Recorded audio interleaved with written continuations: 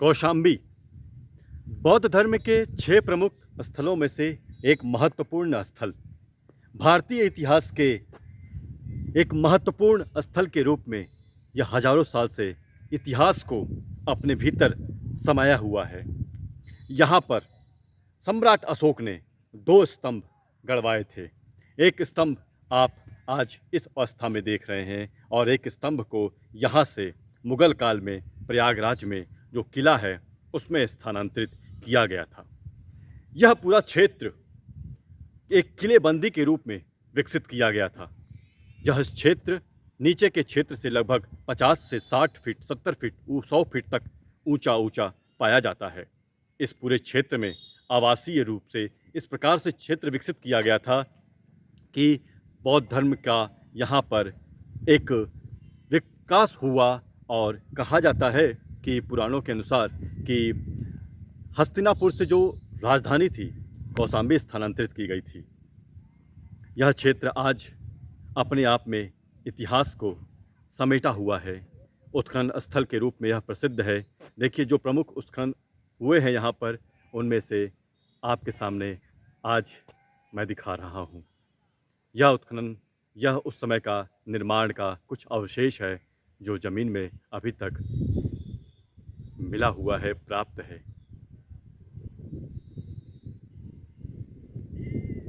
अगर सोचिए आप, यह स्तंभ न होते, यह अशोक स्तंभ अगर ब्रिटिश काल में सामने न आए होते, जो इनके ऊपर लिपि है वह पढ़ी नहीं गई होती, जो इतिहास है वह समझा न गया होता, तो भारत का इतिहास सोचिए अभी हम क्या जानते।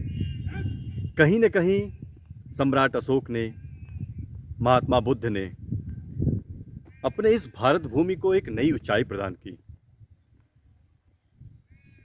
कौशाम्बी हुआ, लुम्बिनी हुआ, काशी हुआ, कुशीनगर हुआ, नालंदा हुआ, तक्षशिला हुआ, न जाने कितने ऐसे क्षेत्र जो हजारों साल की यात्रा को, हजारों साल के उस एहसास को अपने में समेटे हुए हैं, जो अगर हम समझें, सुने तो एक गर्व की अनुभूति होती है कि हमारा देश क्या है। इस देश ने अपने भीतर सबको आत्मसात किया। इसने कभी किसी का विरोध नहीं किया। यह कहा कि आओ मिलकर रहते हैं, जो कुछ तुम में अच्छा है उसको हम ग्रहण करते हैं और जो कुछ मुझ में अच्छा है उसे तुम ग्रहण करो। जो कुछ मेरे में कमी है उसे तुम बताओ, जो कुछ तुम्हारे में कमी है उसे मैं बताऊं, और इस प्रकार से एक दूसरे को विकास की यात्रा पर ले जाते रहेंगे।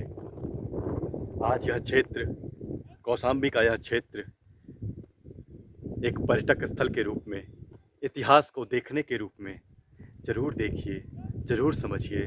अपने इतिहास को नहीं समझा तो समझिए जीवन का कोई अध्याय नहीं समझा। क्योंकि चाहे वो एक व्यक्ति हो, चाहे कोई विचार हो, चाहे कोई राष्ट्र हो, चाहे कोई समाज हो और चाहे कोई